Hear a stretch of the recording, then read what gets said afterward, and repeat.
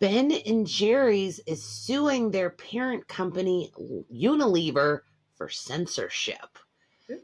This this news story brings up lots of questions about what happens when you are a small time brand that focuses on like advocacy and just a company culture, and what happens once you are bought out by a larger brand. So to break this down for you, Ben and Jerry's filed a lawsuit against Unilever accusing it of imposing a silence on criticizing President Trump on social media. The ice cream company claims that this action undermines the independent board and social activism legacy that Ben and Jerry's has, had for years. And they claim that it's all part of Unilever's plan to spin off its ice cream brands. So Unilever, once again, mega corporation, has tons and tons of brands. So a lot of these mega corporations are splitting themselves up. Think of Kellogg's. They split up into Kellogg's, the cereal brand, and Kellanova, the snack brand. Two now completely separate companies. Well, Unilever is doing basically the same thing with all of its ice cream brands. It's going to be this separate company that's just the ice cream, and everything else is kind of separate. So the lawsuit says that Unilever's chief, which is Peter Terkov, he imposed a sudden ban on issuing any statements that criticized President Trump during this unprecedented restructuring period for the company. Now, this kind of rubs Ben and Jerry's the wrong way because since 1978, when they were, created, since their inception, they often argue about social, politics. They've always been kind of a grassroots advocacy based brand. And they're basically stating that this restriction on their social media jeopardizes its independent governance, meaning that yes, Ben and Jerry's has their own like like uh what would you call it? Like their own, they make their own decisions, they have their own Yeah. boards, you know, but Unilever still cuts the paycheck, so they still have final say.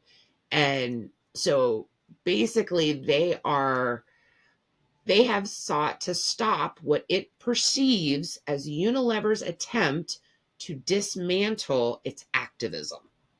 Now, why would Unilever care what Ben and Jerry posts on social media? Well, when you are separating out a company like this, usually you have to secure funding because that independent company has to have its own money. And Unilever doesn't have just a giant wallet that it can pull out money and give it, you know, an allowance, if you will. So they usually have to come up with funding. Funding is based off of stock market prices and the valuation that is placed on a company.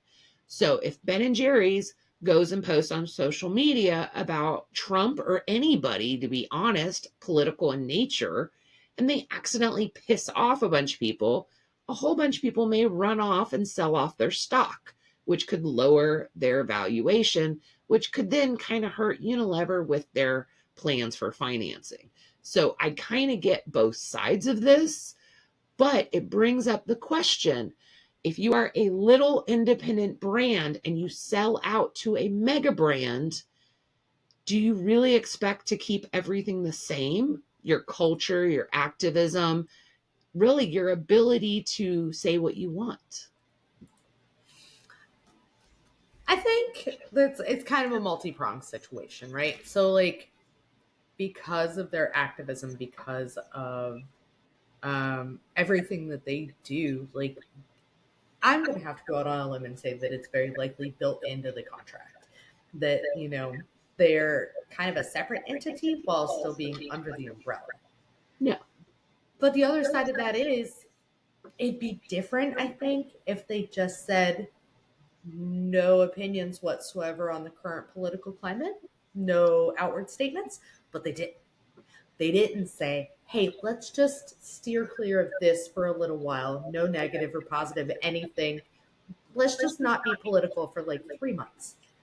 They made it that they weren't critical of the current administration, which Yeah, if they had not made it honest. more of a broad statement, like, hey, we don't want you to put anything polarizing out on social media. So let's just stay off politics for 3 months while we get this done. I Right. agree. That probably would have been the the more socially or even business etiquette wise. But I think the fact that they very specifically said you cannot criticize Trump, you cannot talk bad about him on social media is rubbing them the wrong way. And And so I was it get just it. specifically to Ben and Jerry's? Was it just to Ben and Jerry's, or was it to all companies under the Unilever brand? I Because that also makes a difference. It does. And so I wonder then, is this one of those where the leadership at Ben and Jerry's is just clashing big time with Unilever? I mean, you've got to suspect that when they break off this into a separate ice cream, portfolio like by itself, that's already going to spell a lot of changes for Ben and Jerry's to begin with. Yeah. And then by kind of just signal like separating them out and saying no, you can't do what you do, you have to play nice for 3 months.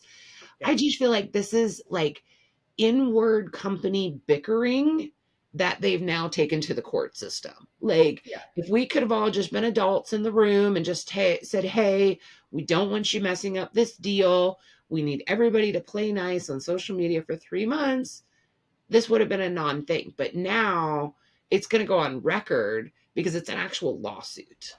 Yeah. It's going on the record. It's an actual lawsuit, which means it's likely that there's going to be internal memos and communications And that they the don't, public is privy to.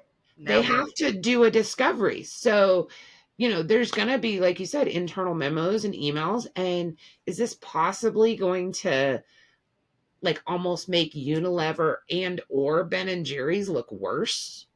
You know, potentially, like I don't. So maybe I'm misunderstanding. Are they selling off their ice cream component, or are they creating a new company? they're creating a new company. Okay, so I don't. And yeah, unless they really did, I can't imagine people. Well, actually, I can. I can't imagine people avoiding entire corporations Yeah. based on their political affiliations. Well, and it's one of those where is this something to where people that are like die-hard Ben and Jerry's fans going to hear that they're being censored by Unilever and now they're going to start calling for boycotts on Unilever products? But then again, Potentially. too, I don't know every brand that's in the Unilever pocket, but Ben and Jerry's tends to be kind of a very crunchy crowd. Like, are they going to stop buying Unilever crunchy products because they just don't like the way that they're treating them? But then also, Ben and Jerry's sold out. They Yeah. chose to be bought out. So, whether they like it or not, they're under the Unilever umbrella. They don't get final say. So, it's kind of Right. like if you wanted to be always in control of your voice and your advocacy and just your social perception, then maybe you shouldn't have sold out. No, and I definitely agree with that. I feel like there's it's an interesting lineup for Unilever, by Well, the and it way. also Like, brings up the question because we've seen a lot of these crunchier brands being bought up. And yeah, it's like maybe they need to think twice. Like, if your company culture or your activism or just your voice is that important to you, maybe you shouldn't sell out. yeah, and in all honesty, based on what the other items are in the Unilever um, portfolio, like it's not a match. Like it's not consistent with the other items that are offered. Like the other items that are offered under the Unilever umbrella, it's a wide variety of things, but I don't necessarily know that Ben and Jerry's would have been the one that was like put in there. Like it's just I don't know. It's a weird fit. Well, we previously talked about Hain Celestial and how they're Yeah, a very crunchy, health focused brand. Now, if they had bought Ben and Jerry's, I feel like that would have been a good match and it kind of would work out. But when you think of Unilever, I think of, you know, like shampoos and soaps and, stuff like that. I think they do have the Magnum brand of ice cream. But They even do. then, I don't think of Magnum and Ben and Jerry's as on the same, people that are buying Magnum probably aren't buying Ben and Jerry's. So Right. I just, this is one of those where you can you can do whatever you want when you own your own company. But once you sell out to another big company, even if everything is quote unquote going to stay the same, it doesn't have to, because Right. you're not your own company anymore. So tell us down below, do you think that Ben and Jerry's voice should be stifled by their parent company? Or do you think Ben and Jerry's have always been socially active and they should be able to say whatever they want, whether it hurts their brand or Unilever's brand?